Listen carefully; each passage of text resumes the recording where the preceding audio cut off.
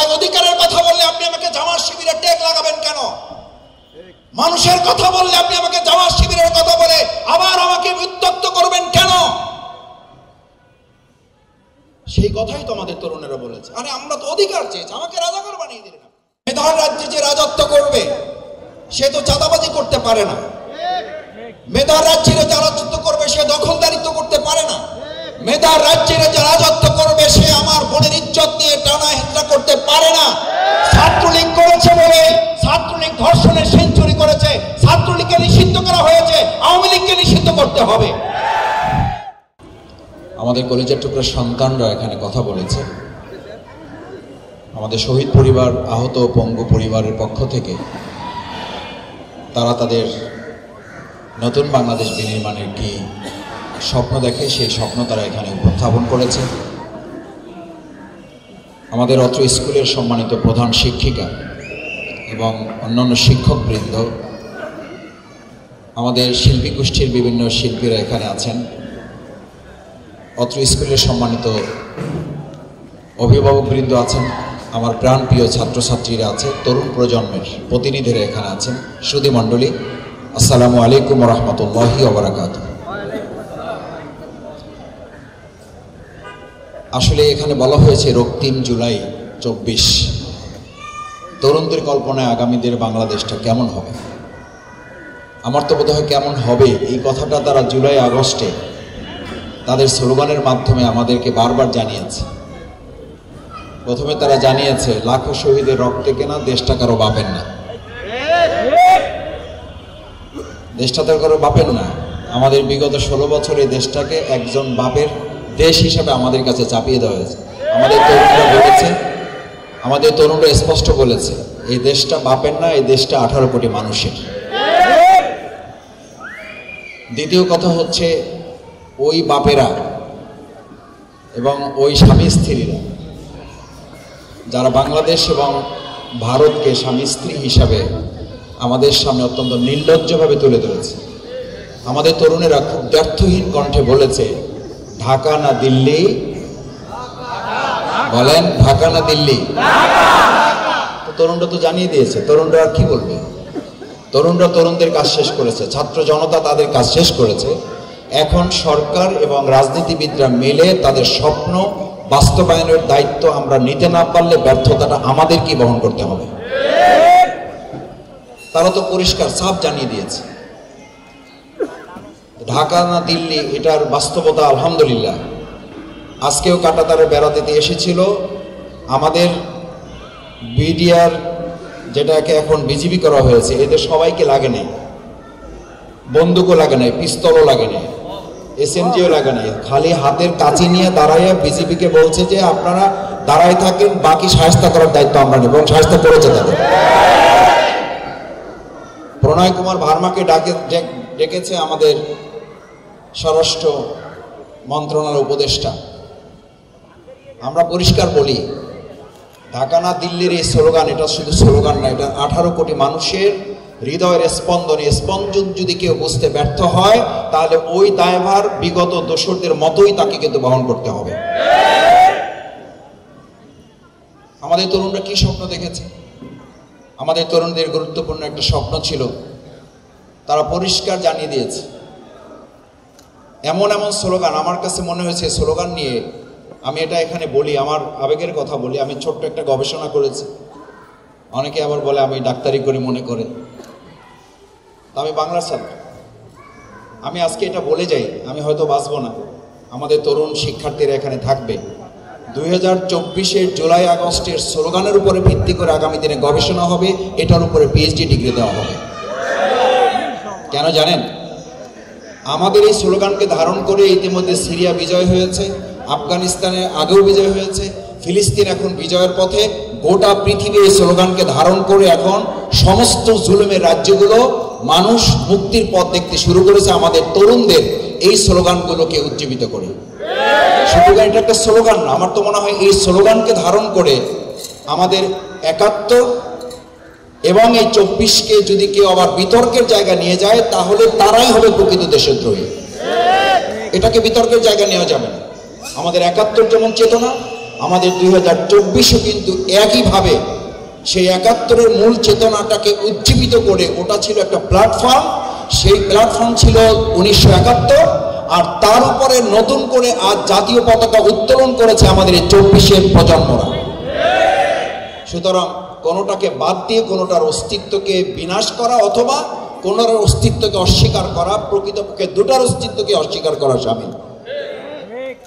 সেই জন্য আমাদের তরুণ শিক্ষার্থীরা আর একটা সুন্দর স্লোগান দিয়েছিল, আপনাদের মনে আছে, যে ভয় কেটিয়ে, ভয়কে জয় করে তারা সামনে এগিয়েছে। এই আমাদের যে সমস্ত কন্যা আমাদের সন্তান তুল্য শিক্ষার্থীরা, যাদেরকে আমরা ঘরে আটকে রাখতাম, যাদেরকে আমরা মনে করতাম যে এরা মোবাইল ছাড়া কিছুই বোঝে না, তারা আমাদের ধারণা ভুল প্রমাণ করেছে যে তারা মোবাইল দিয়ে গোটা পৃথিবীকে জানিয়ে দিয়েছে এই মোবাইল দিয়ে আমরা প্রশাসনের সমস্ত গুলিকে উপেক্ষা করে এক মোবাইলের এই আমাদের সামাজিক যোগাযোগ মাধ্যম দিয়ে বাংলাদেশ বন্ধ করেছে। পৃথিবীর আনাচে কানাচে থেকে আমাদের বন্ধুরা এই সামাজিক যোগাযোগ মাধ্যম দিয়ে একটা সরকারকে পতন ঘটাতে সক্ষম হয়েছে। সুতরাং আমাদের এই শিক্ষার্থী তরুণদেরকে এখন কেউ কেউ আবার কোনো সময় আমি দেখি তাদেরকে বলেন বাচ্চারা কি বুঝে। এটা মাথায় রাখতে হবে।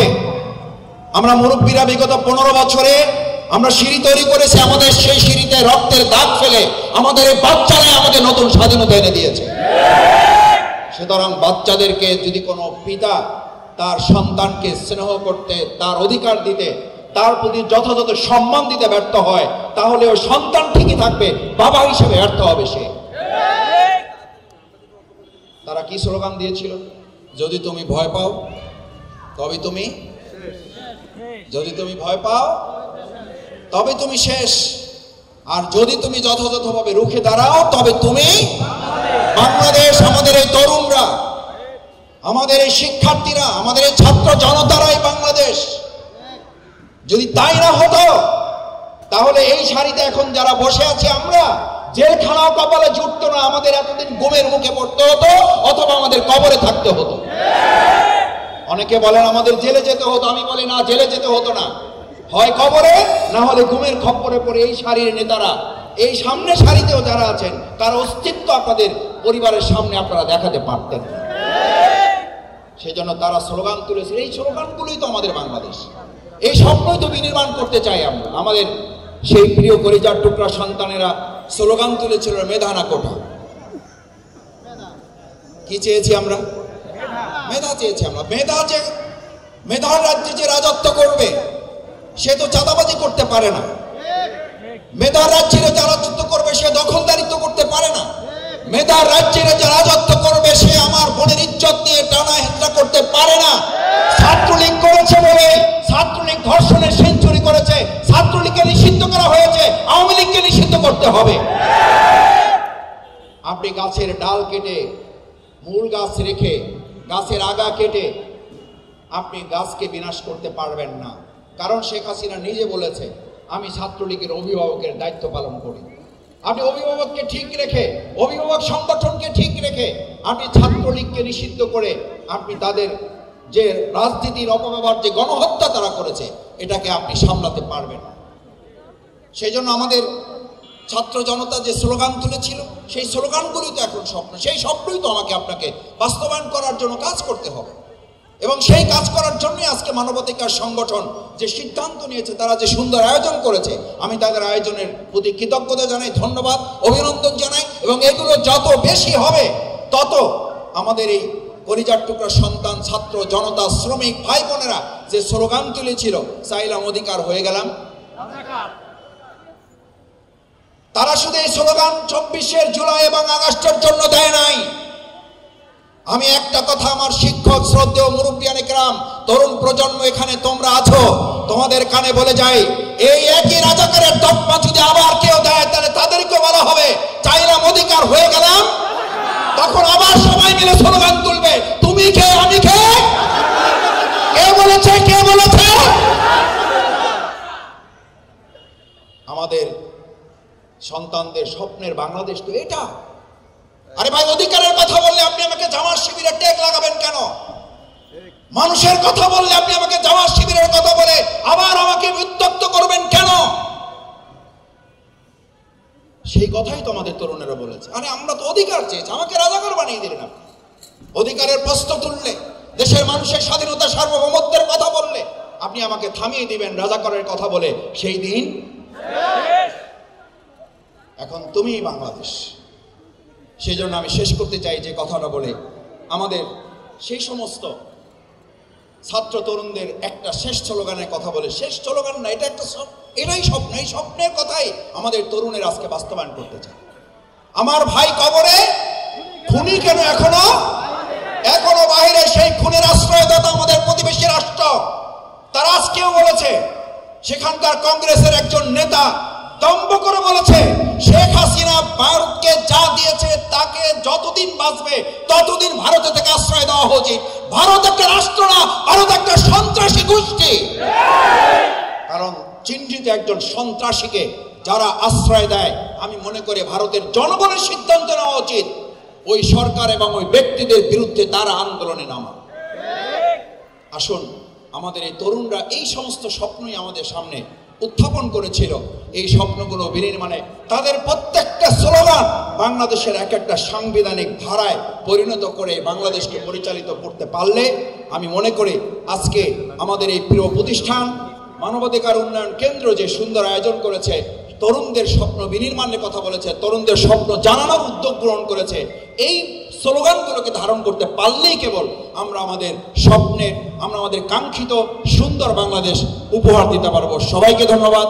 আমি আমার পক্ষ থেকে, আমার প্রিয় সংগঠন বাংলাদেশ জামাত ইসলামের পক্ষ থেকে আমাদের এই মানবাধিকার উন্নয়ন সংস্থা কেন্দ্রকে ধন্যবাদ জানাই, যারা কষ্ট করে আজকে এখানে আয়োজনে এসেছেন, যে স্কুল কর্তৃপক্ষ এই সুন্দর ব্যবস্থাপনায় সহযোগিতা করেছেন, তাদের সবাইকে ধন্যবাদ জানিয়ে আমার কথা শেষ করছি।